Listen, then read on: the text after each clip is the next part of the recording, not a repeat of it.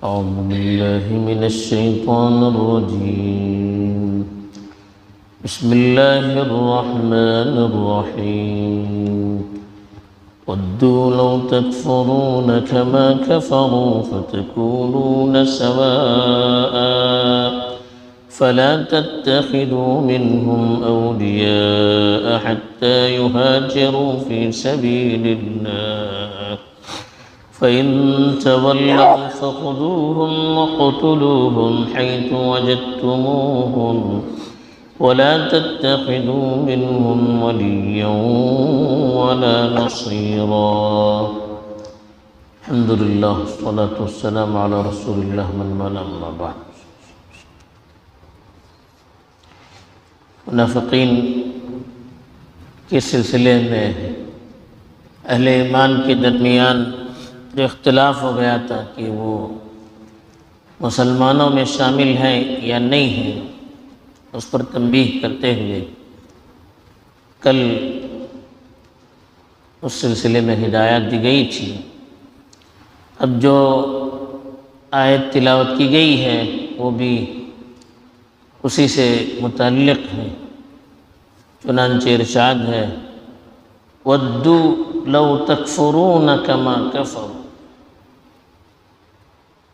ان کی چاہت تو یہ ہے کہ تم بھی اسی طرح سے کفر اختیار کر بیٹھو جس طرح انہوں نے کفر کیا.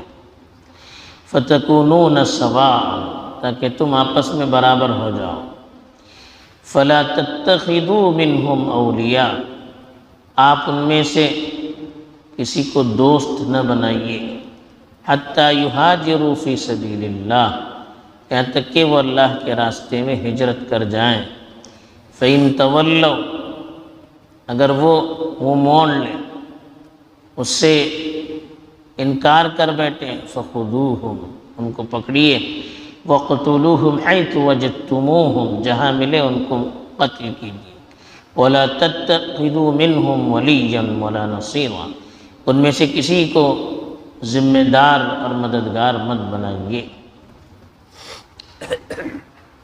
یہ عام طور پر جو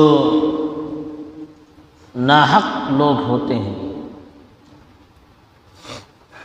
چاہے وہ اہل ایمان میں اپنے آپ کو شامل کرتے ہیں جیسے منافق ہیں، فاسق و فاجر لوگ ہیں، یا جو ایمان سے دور ہیں جیسے کفار ہیں، یہود و نصارہ ہیں، ہر ایک ان میں سے یہی چاہتا ہے کہ جو مومن ہے وہ ایمان کے دائرے سے نکل کر ان کے ساتھ شامل ہو جائیں، ایمان والوں کو اپنے میں شامل کریں تاکہ وہ ان میں ضم ہو جائے، ان کی اپنی شناخت ختم ہو جائے.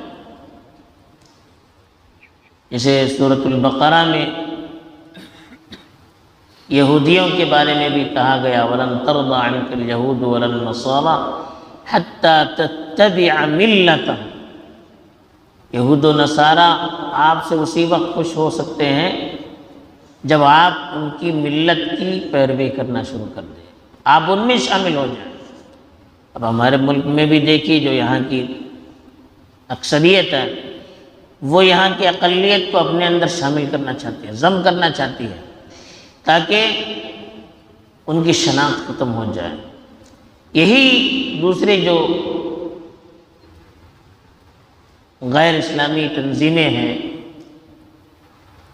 یا غیر شرعی کام کرنے والی تنظیمیں ہیں، ان کی بھی یہی خواہش رہتی ہے کہ مسلمان اپنی شناخت چھوڑ کر ہم میں آ کر ضم ہو جائے. تو یہی منافقین بھی چاہتے تھے جو رسول اللہ کے زمانے میں موجود تھے. انہی کی خواہش اور دل کے اندر ان کا جو جذبہ تھا اس کو اللہ تعالیٰ نے یہاں پر بیان کیا کہ ود کے معنی وہ دل سے یہی چاہتے ہیں. لو تکفرون کما کفر، جیسے وہ کفر کر بیٹھے آپ بھی کفر کر بیٹھے. جیسے انہوں نے بظاہر اپنے آپ کو مسلمان ظاہر کیا لیکن اندر سے وہ کفر اختیار کیے ہوئے تھے، اور موقع ملتے ہی فوراً کفر کی طرف پلٹی مار کر چلے گئے. تو تو وہ مومنوں کے بارے میں بھی یہی چاہتے ہیں کہ وہ بھی انہی طرح بن جائے، وہ بھی پلٹی مار دیں، وہ بھی گھر واپسی کریں، فَتَكُونُونَ سَوَاءً، تاکہ تم آپس میں برابر ہو جائے، آپ بھی انہی کی طرح ہو جائیں، آپس میں آپ دونوں کے درمیان کوئی فرق نہ رہ جائے، ایمان کی وجہ سے، دینی شناخت کی وجہ سے جو فرق ہے وہ فرق مٹ جائے، یہ وہ چاہتے ہیں۔ اسی لیے اللہ نے کہا فَلَا تَتَّخِذُوا مِنْهُمْ أَوْلِيَاءَ، ان میں سے کسی کو اپنا نگہبان مت بنائیے، اپنا دوست اور اپنا نگہبان ان میں سے کسی کو نہ بنائیے، حَتَّى يُهَاجِرُوا فِي سَبِيلِ اللَّهِ، جب تک کہ وہ اللہ کی راہ میں ہجرت نہ کر جائے۔ اس وقت تک ہجرت فرض تھی اور یہ پختہ ایمان کی نشانی مانی جاتی تھی۔ مجبوری میں اگر آدمی کر نہیں سکتا لکیزہ، ورنہ سب کے لیے فرض تھی اس وقت تک جو مکے میں رہتے ہیں یا دارالکفر میں رہتے ہیں، اس لیے کہ ایمان کو بچانا مقصود تھا۔ اپنے علاقے میں رہتے ہوئے ایمان بچانا ممکن نہیں تھا، اب ایمان بچانے کے لیے دارالاسلام میں آنا ضروری تھا، قربانی دینی ضروری تھا۔ اب اس کے لیے کوئی تیار نہیں ہے تو مطلب یہ ہے کہ اس کا ایمان مکمل نہیں ہے۔ تو اس لیے کہا جب تک یہ ہجرت کر کے آپ کے ساتھ شامل نہ ہو جائیں، مدینے میں چلے نہ آئیں، تب تک آپ ان میں سے کسی کو دوست، محافظ، نگہبان مت بنائیے، اس لیے کہ آپ ان کے ساتھ رہیں گے تو آپ آہستہ آہستہ ان کے طور طریق کو اختیار کرتے چلے جائیں گے۔ آدمی جس ماحول میں رہتا ہے اس ماحول کے رنگ میں رنگنا شروع کر دیتا ہے، کبھی نہ چاہتے ہوئے بھی جب ایسے علاقے میں رہتا ہے جہاں کفر و شرک کا غلبہ ہے، نہ چاہتے ہوئے بھی آدمی کے اندر بہت سی وہ صفات داخل ہو جاتی ہیں غیر شعوری طور پر، جس کو خود پسند نہیں کرتا، جو ایمان کی کبھی منافی ہوتے ہیں، جس میں شرک کی آمیزش ہوتی ہے، ایسی چیزیں، ایسے طور طریق ان میں داخل ہو جاتے ہیں۔